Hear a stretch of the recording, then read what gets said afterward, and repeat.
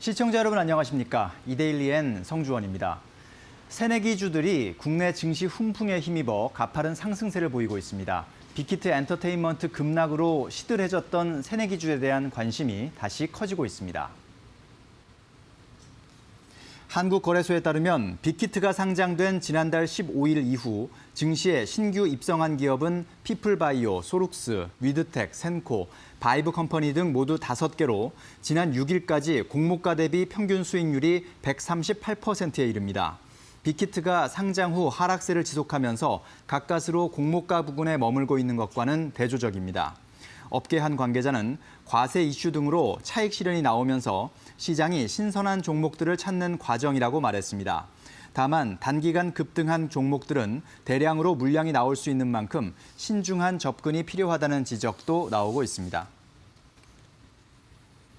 코로나19 신규 확진자 수 속보 전해드리겠습니다. 중앙방역대책본부에 따르면 오늘 0시 기준 코로나19 신규 확진자 수는 126명입니다. 국내 발생이 99명, 해외 유입이 27명입니다.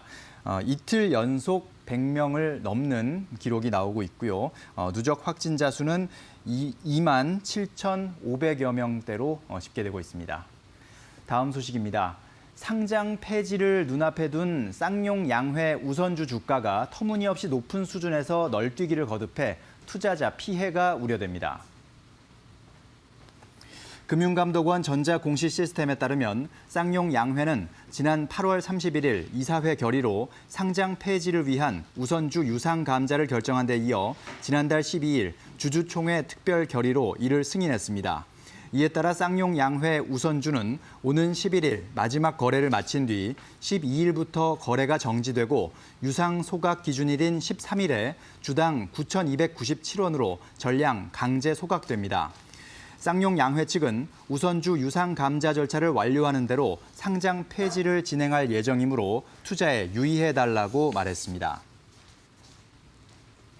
알뜰폰 시장에서 LG U+가 약진하고 있습니다. 알뜰폰 양대 강자인 KT와 SK텔레콤의 가입자가 나란히 감소한 반면 3위인 LG U+가 1년 만에 가입자를 1.5배로 급속히 늘리며 점유율 20%대로 올라섰습니다. 과학기술정보통신부의 무선통신 서비스 가입자 통계에 따르면 9월 말 LG U+망을 사용하는 알뜰폰 회선 수는 146만 8,037개로 전월보다 5만 1,990개, 3.7% 증가했습니다. 이에 따라 3사의 알뜰폰 망 사용 점유율은 KT가 47.7%에서 47.4%로 SK텔레콤이 39.3%에서 32.7%로 LG U+가 13%에서 20%로 변했습니다. LG U+가 알뜰폰 사업 강화를 위해 협력사 지원을 늘리고 LG 헬로비전을 인수한 것이 점유율 상승의 계기가 된 것으로 풀이됩니다. 외국인 투자자들이 지난달 국내 증시에서 1조 3,580억 원을 순매수했습니다. 월별 순매수 규모로는 연중 최대입니다. 금융감독원이 오늘 발표한 10월 외국인 증권 투자 동향에 따르면 외국인은 지난달 유가증권 시장에서 1조 620억 원, 코스닥 시장에서 2,960억 원을 각각 순매수했습니다. 금감원은 지난달 외국인 순매수 전환의 요인을 미국 달러화 약세, 경제 회복, 기업 실적 개선 등으로 분석했습니다. 지난달 말 기준 외국인 보유 상장 주식 규모는 시가총액의 30.4%인 584조 8천억 원입니다. 우리나라의 경기 회복 정도가 선진국과 신흥국을 포괄한 주요 국가 가운데 중위권 수준인 것으로 나타났습니다.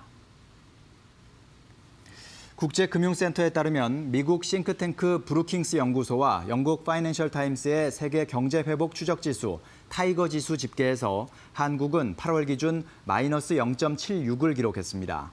비교 대상국 23곳 중 9위에 해당합니다. 이는 동반 침체 후 경제 주체별로 회복력에서 차이가 벌어지는 현상을 뜻하는 K자형 회복으로 향할지 갈림길에 서 있는 것으로 볼 수 있다는 해석이 나옵니다. 지금까지 이데일리엔 성주원이었습니다. 이어서 간추린 소식 전해드립니다.